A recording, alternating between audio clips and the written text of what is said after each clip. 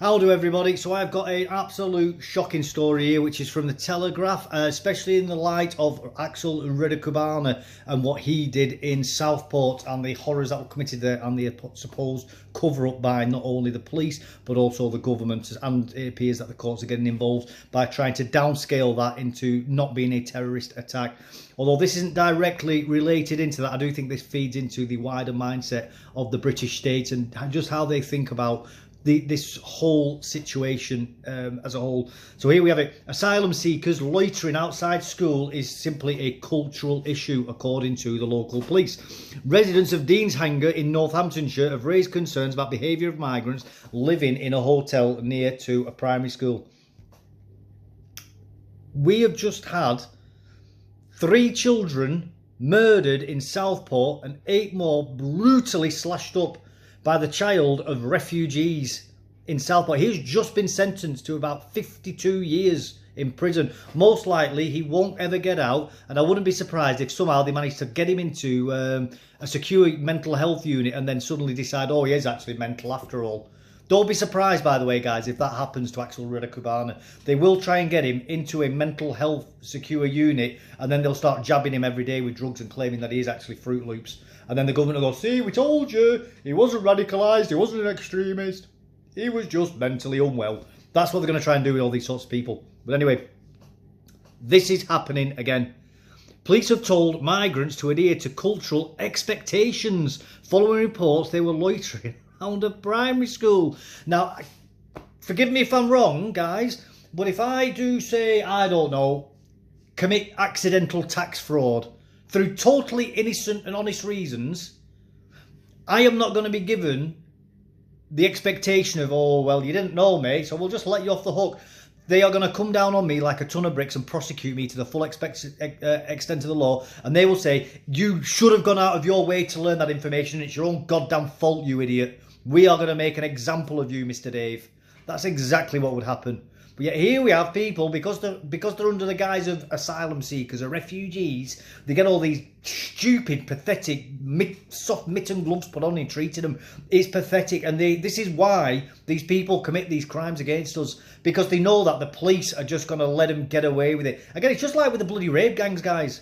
We're being gaslit over this, where there are actual police walking in on the men raping children. I'm not talking about like 15-year-old girls here, which is bad enough. I'm talking like 12 and 11-year-old girls raping them in cars. Like in a car, one story I heard was that the police were in a car receiving oral sex off a child, an actual child, whilst having a conversation with the police through the window, and the police could see it happening, and they did nothing about it. And this is happening again.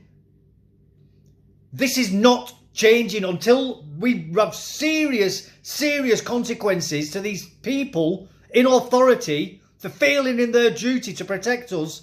It's going to keep happening. And I'm frigging sick of it. Northamptonshire Police said it would deliver some work around appropriate behaviour. This reminds me of that frigging song. I'll try and find it for you now. I'll pause the video. Sorry, I've just thought, I did pause it then, but I'm just going to carry on a second. It was from Finland, I think, and basically they did a song to stop people raping, and it was the No Square song. And honestly, you're going to be shocked by this. Don't touch me there. This is my no square. Stop.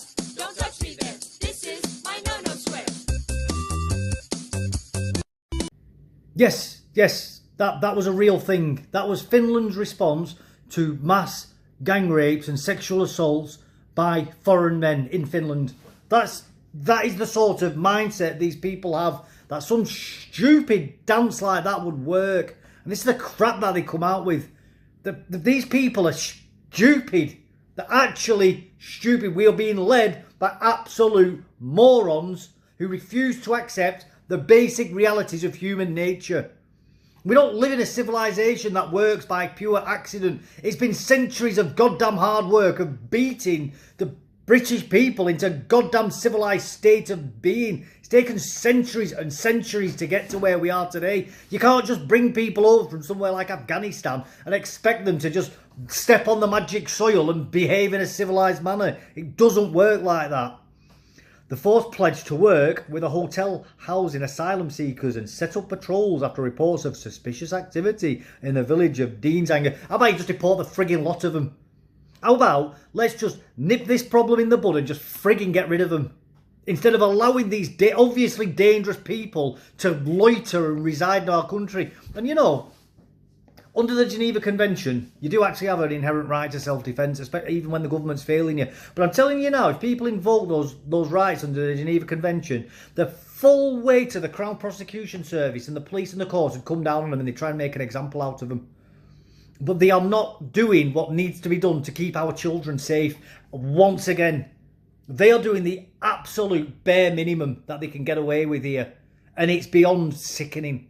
These people are actual traitors who are doing this. And I don't care about people saying, oh, well, you're just following orders. You know what? Just following orders was not a defence for the Germans after World War II. Just following orders, I'm afraid, doesn't cut it. Just following orders is the language of genocide. That is what mass murderers say, just following orders. And if you feel you have to say, I'm just following orders, that's because you know you're doing something wrong. That's because you know what you're doing is wrong and you're guilty about it, but you ain't got the bollocks to stand up and do something about it and say no. That's what just following orders means. It is an admission of guilt. So I don't buy that crap, I'm afraid. I'm a veteran, and we got it drilled into us that you never, ever follow an illegal order because you are responsible then. The buck stops with you. So just following orders, I do not buy that BS, I'm afraid. However, in recent months, there have been increasing concerns over young men loitering near Deanshanger Primary School, including claims of filming. But I'm telling you now, if I did that or you did that watching this, you'd be arrested, you'd be in court and you'd be sent to prison, or at the very least you'd be getting some sort of suspended sentence and going on the sex offenders register. I'm to anybody who's thinking that I just mean white people. No. No, if you're a black person watching this, or you're a brown person watching this, or you're a yellow person watching this, you know, if you've got a name like Levi or Mohammed or Lee Ho or something, I don't know, if you've been brought up in this country and lived here and you've got an accent which is pretty British like mine, and you wear clothes like I do, and you like going down to the Dog and Duck and having a pint with your mates and all that and watching the football, I'm telling you now, they'll come down just as hard on you as they will on me. I don't mean anything to do with skin colour. What I'm saying is because these people are refugees or asylum seekers or whatever frigging stupid category they try and hide behind, they're allowed to get away with actually filming children. And this is the behaviour of paedophiles. That's child abduction behaviour right there. That's a big red flag saying these people are going to steal and rape children. That is not normal behaviour. That is predatory. Incredibly predatory behaviour. And the fact we allow these people to stay in our country is treason.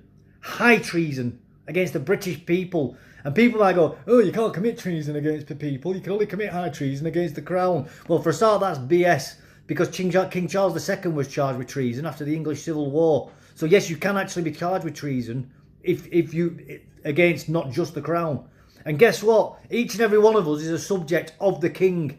We are the King's subject. So guess what? By failing the King's subjects and allowing these crimes to happen against the King's subjects, you are committing crimes against the King himself. So yes, it is high treason against the King through the proxy of it being against his subjects. And I do not buy anything else other than that. Do you understand me? Following concerns, St. Laura Clark from the neighbourhood policing team issued an update to residents in which she confirmed the force had received several calls from people concerned about males hanging around the primary school at drop-off and pick-up. So these men aren't just hanging around the area and just happening to find the kids there. They are specifically going at the times when they know the school is emptying and filling up. Again, predatory behaviour. That if these men were not from whatever war zone they're from, and were not classed as refugees or asylum seekers, they would get the full boot of justice down on them.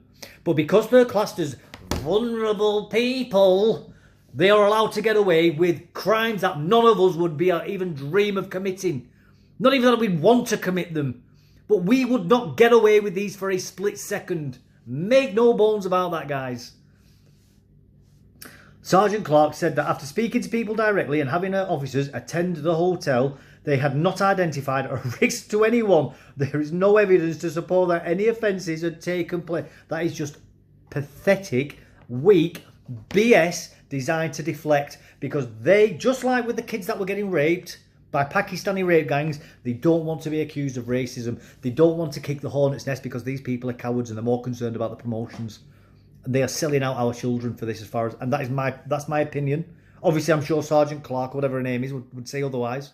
I'm sure she'd come out with some obfuscated jargonistic about lack of evidence or certain protocols or whatever technical BS that they like to hide behind as and when it suits them. But I'm telling you now, if that was me doing that or that was you doing that, you would have the full weight of the law coming down on you, and you'd be sat in an interview and you'd have cuffs behind your back tighter than you can imagine, and they'd be calling you a nonce and everything. I don't accept this BS. Weak people. Cowards. These people are cowards. She added, while I fully appreciate the community's concerns, I ask that people don't take this matter into their own hands, but continue to speak to the police about any incidents that witnesses or any concerns. See, that's what they're more concerned about. They're more concerned about the public getting upset about this. And Wes Streeton has recently said that as well, by the way. That he's more concerned about people getting upset about rape gangs than the actual rape gangs themselves. That is all these people, and I've said this before in previous videos, by the way, that the reason, not the sole reason, but a big reason why the police hid the Pakistani rape gangs was because they didn't want riots on their hands. So they actually allowed children to get raped so that they didn't have to deal with riots, because to them, keeping the peace is part of the police charter, by the way. Keeping the King's peace. They actually signed a pledge to that. It's part of their pledge, keeping the King's peace. But the way they interpret keeping the King's peace is so perverse and barbaric that they actually allow children to be raped. And they allow men, clearly here, to film children at schools. They are more concerned about that. And right there, and that line saying they don't want people taking matters into their own hands, that is the big red flag for me, her saying that. So they are going to bury this. They are going to deny crimes are happening because they don't want an uprising of the local people kicking off. Well, you know what? And I don't condone violence. I absolutely do not. And this is not an encouragement to violence. Do not cause violence. I'm going to caveat that now. I will say it once more. Do not break the law. Do not take the law into your own hands, right? But what other choice do these parents have if the police aren't going to deal with it? Like, seriously. What other choice? If the police are going to allow these men... And this is like when people go on to commit serious rapes and murder. It doesn't start off with there. It builds up to it. Like, it could be flashing. Could be groping people in the street. Could be upskirting with camera phones or whatever. It builds up. These men are building up to kidnapping kids. What are they going to do when kids start getting kidnapped? And it will happen. It's going to happen now. That trajectory is set in place, I'm afraid. And the police are now pouring petrol on that fire by covering it up and giving these nonces cover. Why? I want a logical argument from somebody as to why shouldn't the parents take the law into their own hands if the law is failing them. Because if the law is failing you and protecting the dangerous individuals, what other choice do you have but to take the law into your own hands? And that's not me encouraging it. I'm not trying to do a nod and a wink like, oh, go on, you know, like, that's a genuine, serious question. Because I can't think of any other option for these parents if the police aren't going to deal with this. And if the government aren't going to get rid of these predators. What choice do people have? But anyway, in a letter to parents last month, the school said it had been made aware of some men hanging around outside the school during drop-off and pick-up times. And it was taking this matter seriously. But what's the school going to do? Like, what power does the school have? The school will fall into that. What will happen is the head teacher will get a visit from the local council. The local council will say, you keep your mouth shut about this and you make sure them parents stay in line because otherwise you'll lose your job and we'll make sure you never teach again. That's how they deal with these things. That's what's going to happen with this. So the school's not going to do anything about it. Not that the school has any powers anyway. All the school will do is report parents that are concerned about it. And they'll gaslight the people into thinking that they're the bad people. Like they've done before. Like they did with the rape gangs where they were arresting parents who were trying to rescue the kids from being raped. Like they literally gaslight you into saying that your actual victims, some of the actual girls were raped. They were arrested by the police for child trafficking because the friend was with them, who was a little bit younger than them. And one case, one of the girls who was raped, the judge who passed sentence on her and found her guilty of child trafficking was one of the men who was raping her. Like, you can't make this crap up. This is how corrupt the system is. And people need to understand this. And we're seeing it again in real time. Again, it's happening here in this village. The school said it had contacted police and urged parents to be extra vigilant, and as an added precaution, they will be keeping children away from the back of the field for the time being. We just need to get rid of these people. All of them need to go. We need to stop taking in refugees, stop taking in asylum seekers, and quite frankly, I think we need to stop taking in anybody who's not from a developed nation. If you're not from a civilised country with a certain standard of living, with certain moral values and practices, I think you should just be gone. And that is the point that I'm getting to now, I'm afraid. Now, that doesn't mean that I should be saying, oh, well, if you moved here in the 1960s and you're from Ethiopia or something, then we're going to have to get rid of you. I'm not saying that at all. I'm saying going forwards into the future. I think it's just an absolute... This whole experiment is just... It's too dangerous. And I don't care if it's only 1 in 1,000 of them doing it. Or, you know, because I don't think the country can handle that much increase in these types of crimes. It's going to end up driving us to civil war. You can come out with all the obfuscated technical BS jargon you want about white people commit these crimes, white people... I don't care. Like, all that stuff is water off a duck's back. I'm not interested. I'm just not interested. This is causing deep, deep civilisational damage, and it's leading us to civil war. Irrespective of the raw data. It's beyond data, and it is purely exists in the metaphysics of the realms of people's minds. And unfortunately, it's just destroying our civilization. It can't work. And not only that, but it's bankrupting us as well. You know what I mean? If you want to get down to raw numbers and data, it's actually bankrupting the West. All of these refugees and asylum seekers. Speaking outside the school this week, some parents said they had been so concerned they temporarily pulled their children out of the school. Yeah, well, the council will start screwing them for that as well, won't they? They'll start getting fines, and then the courts will come down on them for that, because the courts will side with the schools as well. Because the courts will say, well, the rules are the rules, and I've just got to follow orders. I'm just following orders, guys. Sorry, but they won't use those words. They'll say, my hands are tied by the regulations I have to follow. I don't care. I've gone past caring, right?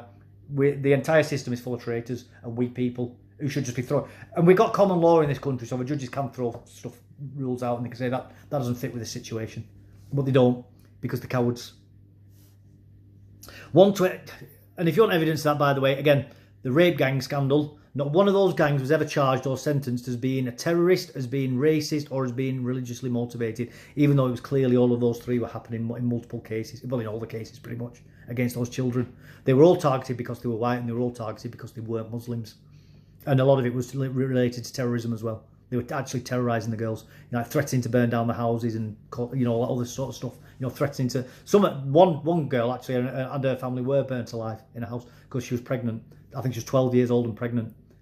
And they burnt a house down with her, a sister and a mum in it. So, you know, this I'm not just talking out my arse. I'm not just jumping to hyperbole and, you know, running off on a crazy tangent. These things I'm talking about are very, very real. But the courts will not sentence them for that. Because they're weak. Because they're scared of being called racist and they're scared of losing their jobs.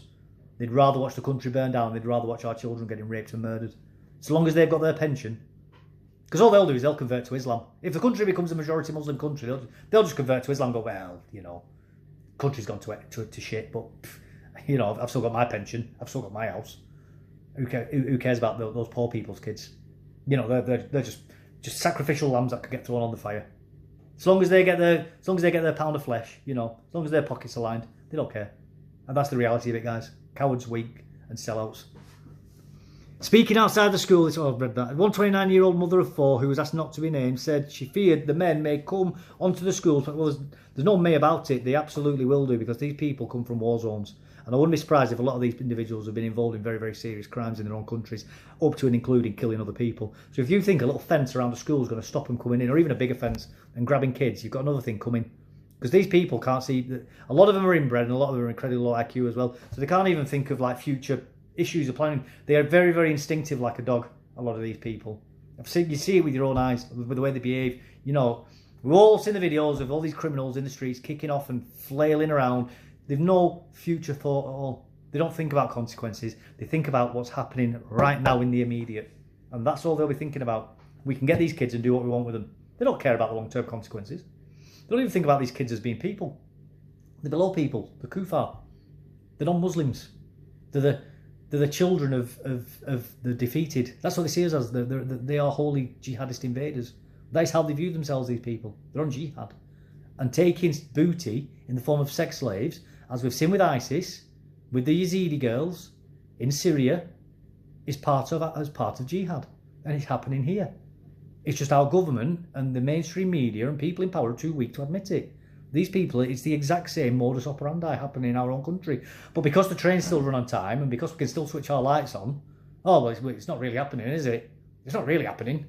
They're not waging jihad here because our lights still switch on. We haven't got missiles flying through the air. We haven't got bullets flying in the streets. There's no jihad happening in our country. They're stupid. They're absolute idiots.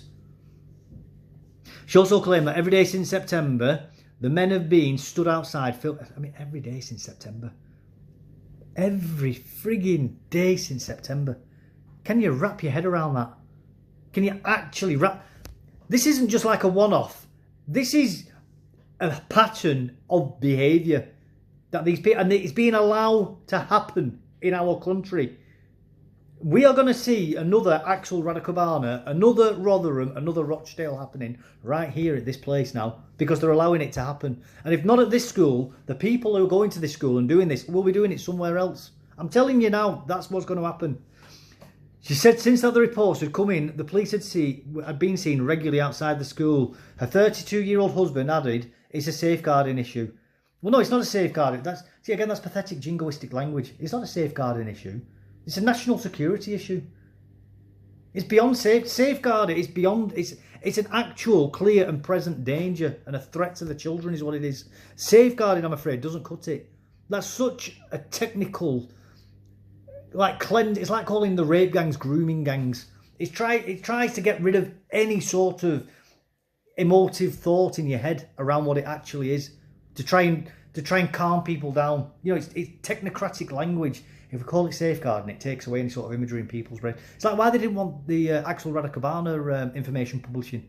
It's why the police were actually lying to people and saying that, the parents' wishes is that this isn't going to not talk about these crimes. I just don't believe it's because they don't want people understanding the full horrors of what's happening to our country. Because they know what will happen. People will get pissed off.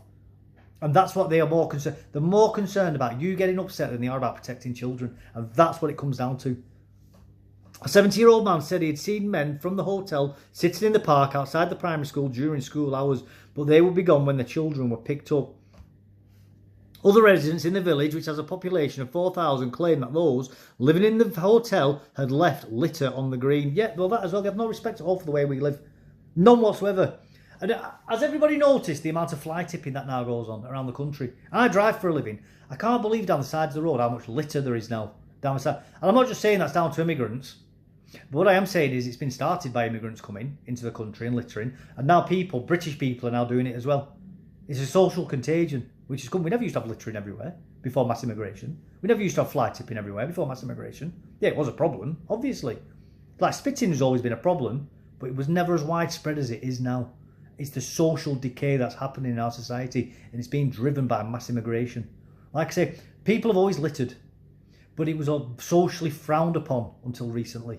And now it's happening everywhere because these people are doing it and then other people. And then when you're walking down the street and you see litter everywhere, you don't know who's dropped it.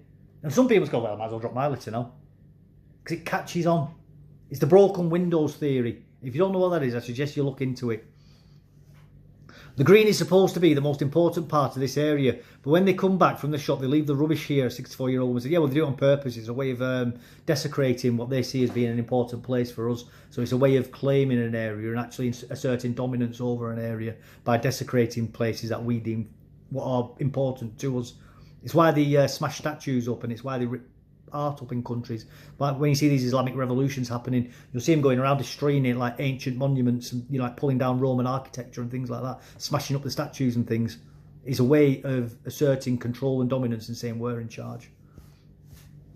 When I take my dogs down to the pocket park down the road, I don't always feel safe. I've stopped doing walks there as a result. I go to the other park instead after my children told me to stop going because of the men. Yeah, it is dangerous. It's not a perception of danger. These people are dangerous.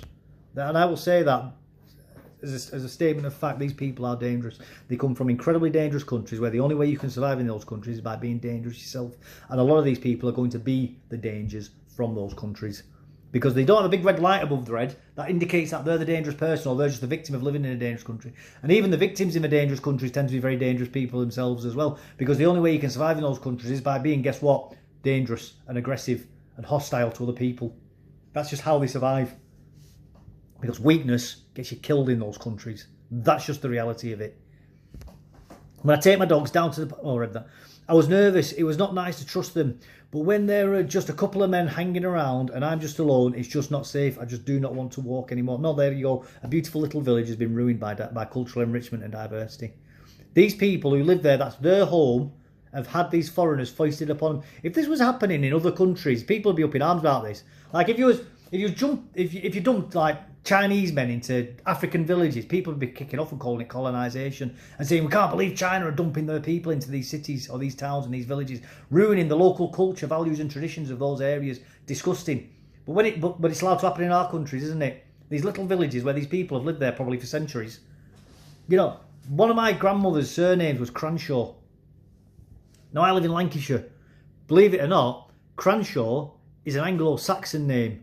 And it comes from a village that's now lost from just outside of Bury, which guess where that is? Lancashire.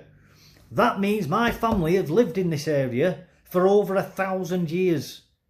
We are connected to where we live incredibly deeply. Incredibly deeply. You know, and then we've got culture, values and traditions which go back to pre-Roman England. And then we're having these foreigners dumped into our homes and we're just expected to accept it and called bigots and racists for not liking it. Nah, F off. You can F right off with that. I ain't buying it.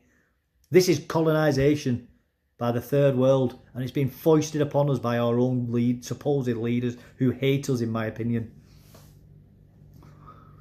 I was nervous. It was not nice. I do not trust them.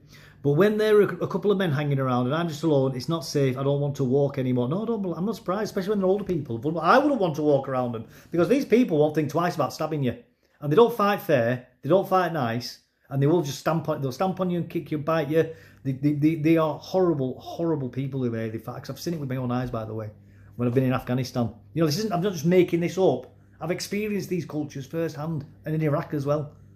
You know, I know exactly the sort of behaviours that these people go in and how tribalistic they are and the pack mentality of these people. You think football hooligans are bad? Football hooligans have got nothing on what they're like from these countries. People in this... The trouble is as well, is people in the West, they live such comfortable lives, are incapable of understanding just how dangerous these people are. It's like when those little girls were all in that room and Axel Radicabana ran in and started stabbing people. Even the adults who saw him come in were so sheltered, and this isn't a criticism, but they were so sheltered in the thinking that even those people didn't realise what was happening until the claret was flying through the air. And this is the problem. People in this country are so soft.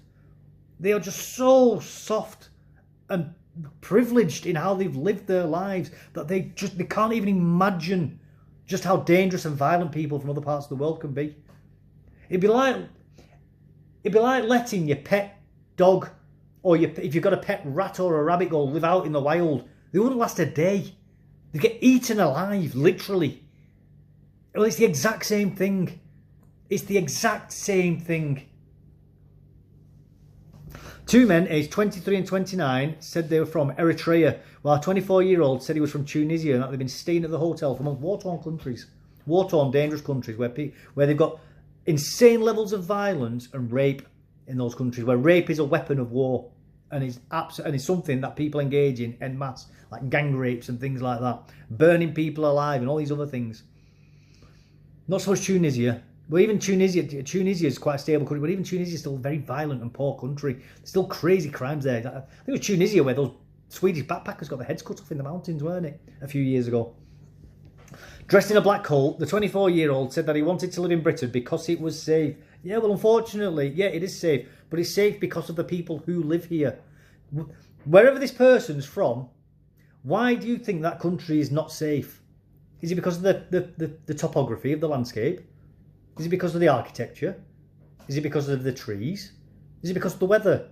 Or is it because of the people that live there and the culture and the values and traditions of those people? Well, I put my money on it being the actual people. And if you move those people to other parts of the world, you don't make the other parts of the world more safe. You make those other parts of the world like that part of the world they've come from. The lowest common denominator comes out on top, I'm afraid. It's basic game theory. Northamptonshire Police said there had been community rumours in relation to filming of pupils, but it had not been confirmed. Yeah, because all the parents and the children are just lying, aren't they? You know, they're all just lying. You know, they're just there, and they're not really seeing these men filming because the police don't want to do the jobs and take the phones off these people and go through them. That's why, because they don't want to be accused of being racist by charities and organisations. Weak. In a statement last month, the force said, "We are aware of the concerns reported by people about alleged suspicious activity in Dean's Anger in recent days. Having followed all reasonable lines of inquiry for every report, we can confirm that there have been no identified or any offences, increased risk of safeguarding issues at the present time. No one has been identified to or by the force as having committed any offences, and so no one has been questioned. We have had no evidence of any crime submitted to us or any verified first-person reports. All reports received at present have been assessed by third-party reports, primarily based on social media posts, not by people who live in the village." I don't believe it. I just do not believe it, because again, with the rape gangs, people were going to the police stations and filling out and filing reports with the police, and police officers were under orders not to write any of it down and just forget about it. Just give the people the impression that you're listening, that you're taking a report, go, yeah, oh my God, that's terrible. They did what? Right, oh yeah, what was his name again? Where was this? Like doing it like a thorough, proper report, and then once the people had walked out the door, doing nothing with the information, just stayed in their head, and then forget about it. Just forget about it. That was the orders. Just forget about it. So when the police are saying that, I'm afraid I don't buy it, and you know, and this is the sad part here, right? He could actually be telling, or she could actually be telling the truth. That officer could be telling the truth there, but I just don't believe it anymore. And this is the damage they've done to the country. Because why should we? Why should anybody believe them when they've covered up the worst possible crimes? Why should we believe them when Axel Radicobana has been reported to prevent 3 times, and he's even rung up Childline saying that he was going to stab all his pupils at school, and nothing was done? You know, there's now reports, now I don't know how true this is, but there's now reports coming out saying Axel Radicobana's father was involved in massacres after the war, after the Rwandan genocide. And that's why he's in the UK. And allegedly, I don't know if this is true, but allegedly Keir Starmer pushed for him to be brought over here when he was a human rights lawyer.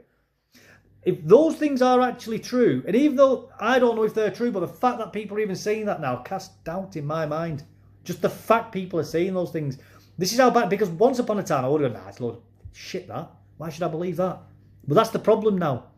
The rape gang scandal, the post office scandal as well, the blood bags, the blood contamination scandal, the older Hay child scandal. I mean, how many more of these scandals have we had where the government and the agencies and all these other things have repeatedly lied and lied and lied and lied and covered up and covered up and covered up and covered up and tried to arrest and prosecute anybody who's actually tried to get the truth out there? So why should we believe him on this one thing? Why? I do not believe him or her, whoever this person is. I don't believe him, I'm afraid. The trust between at least me and the police, I'm afraid, isn't. And I'm sorry to many great individual officers out there. The overwhelming, and I do have to say this, the overwhelming majority of officers are great people, by the way. Hard working, they go to do the right thing. But unfortunately, your reputation's in the toilet because of the actions of your co-workers, I'm afraid, that have been allowed to get away with these horrendous crimes against the British people. And until people in the police start arresting their own more and start asserting their own dominance and bringing back rational thinking and normalcy back to policing, people aren't going to believe them. And at some point, we're going to start seeing the public taking the law into their own hands. Don't be surprised if parents start attacking these people. And again, I'm not condoning that. But you know what? If they do it, I won't criticise them either. And I'm going to leave it at that. Thank you for your time.